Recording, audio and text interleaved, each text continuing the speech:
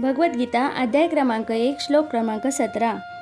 काश्यच परम ईशुवासा शिखंडी च महारथा दृष्टद्युम्ना विराट च सात्यकी च अपराजितः द्रुपदा द्रौपदया च सर्वेंश पृथ्वीप्रते सुभद्रा च महाबाहू शंखान दद्धुं पृथक पृथक।